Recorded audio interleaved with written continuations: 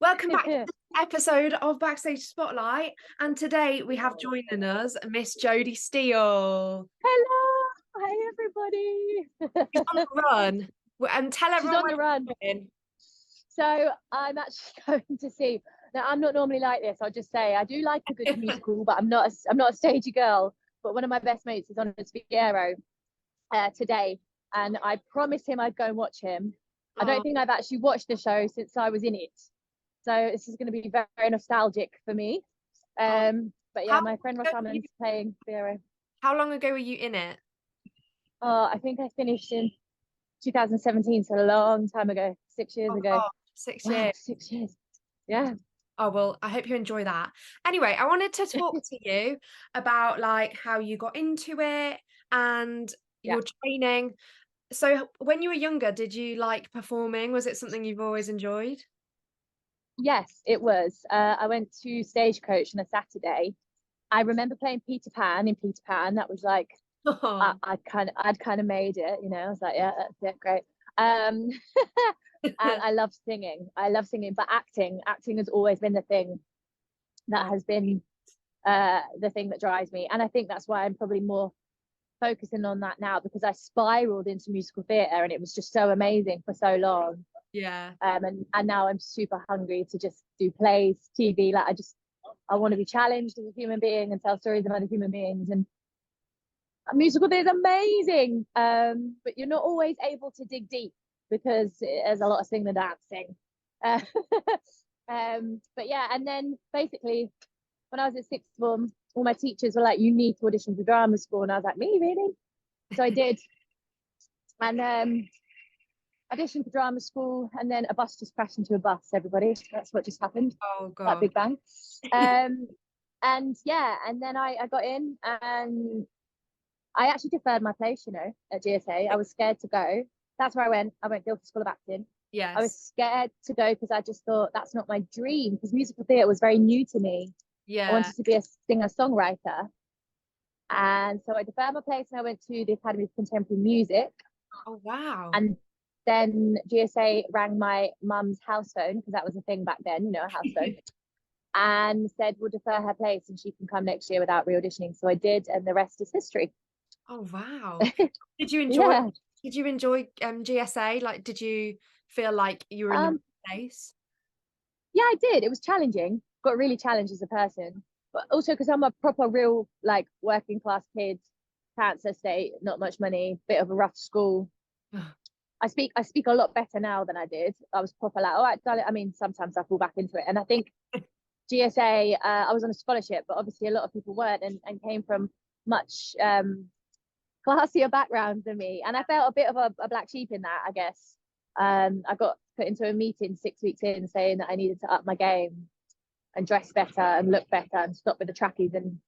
trackies and trainers. I know, look at you, wide mouth, like, what? Yeah, that used to happen. And then I did. I didn't really change my clothing, but I upped my game in work level. And I'm really proud that I'm really pleased that that meeting happened, because it made me feel like crap. And I've Mm. never looked back since. My work ethic from that day has been 100 out of 100, and it's probably too much, actually. But I think, I'm never going to be the most talented person in the room. So I have to have probably the hardest work ethic in the room just to kind of continue doing what I love to do. And that's what GSA taught me. I'd be there every morning at 8 and be leaving at 10 p.m.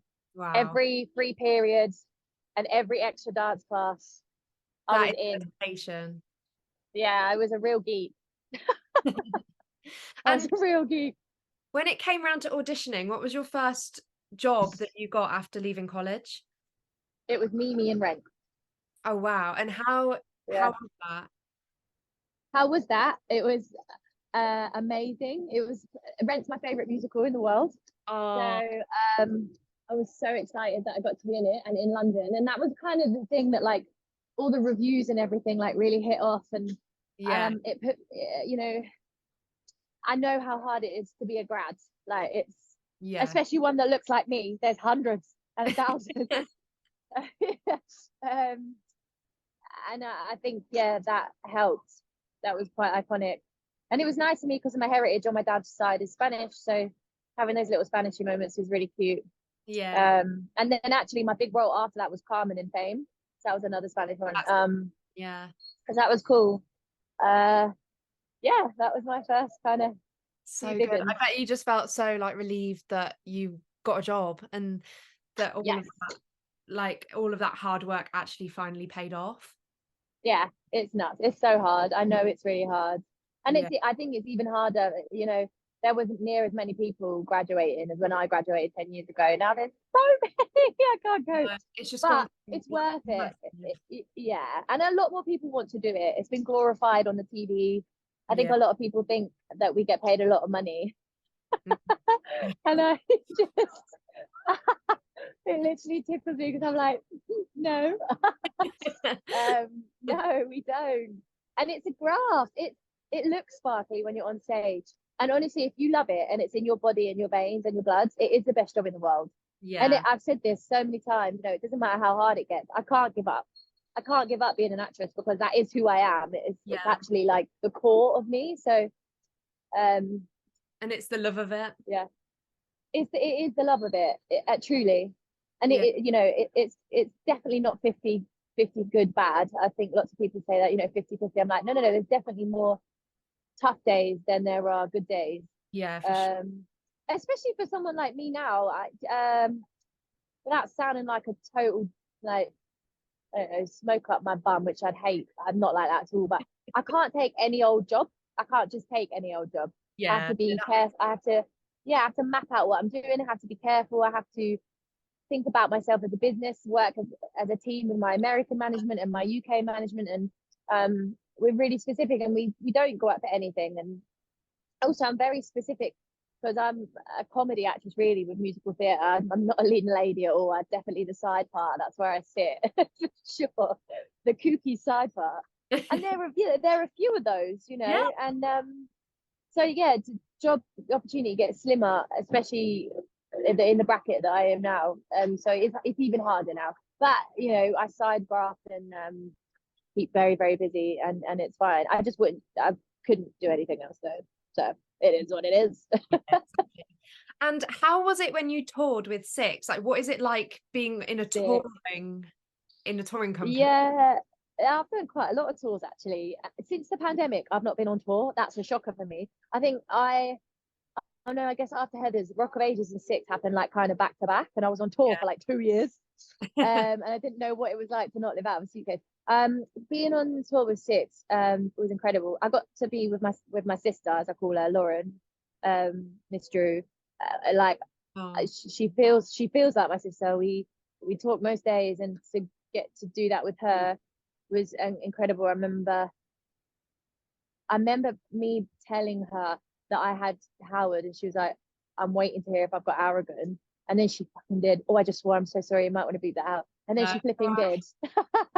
And we were just buzzing, and we were so excited. And all of the girls on there, you do have a very special bond. Yeah, it looks Every single one of them. I do anything for any of them, we felt like little mix because that was the first ever major UK tour of Six. yeah. I know the OGs kind of did a little one, but we did all the big venues, Yeah. and town was kind of still in the arts, so we were really living it up in these massive 1,000-seater venues, and we were sitting in places for a long time, like Manchester for 6 weeks. So it was pretty big. Yeah, it was wicked. It was wicked. Um, yeah, I loved it. And I lots of people always question why I didn't stay on after the pandemic, because I was meant to. It was just purely because I'd done it for 10 months and I didn't see myself doing it for another 10 months on tour. And I made the hardest decision of my life probably, and said goodbye to the show. Between things like Yeah.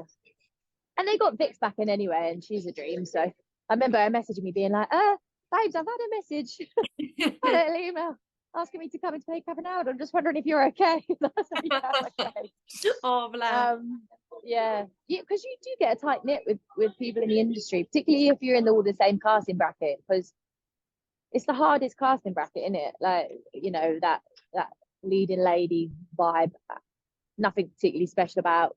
Well, this isn't any of those, but like me, like I'm the most average looking human. Do you know what I mean? Like there are so many, and it's a slog. It is It is a slog sometimes. You have to find your USP, your unique selling point. That's the one. Yeah, but yeah, 6 was epic. It was cool. It was cute. Okay. The fans are mad. Yeah. Huge. All Just like over Heather's mad. Yeah. Before you go into watch Wicked, let's do a quick fire game of Yeah. this or that. Okay, go for it. I'll shoot the questions, you reply with the answers. Okay. Six or Heathers? 6 or Heather's. Or is that too Oh God. No, do you know what? It's got to be Heather's. It's got to be Heather's just because I think Chandler is the thing that put me on the map, and I owe a lot to that show. And I love Andy Thickenham with all my heart. So and Larry and Kevin. Heather's. Oh, that's tough. that was a really hard one to start with. Teaching class or taking Okay. class?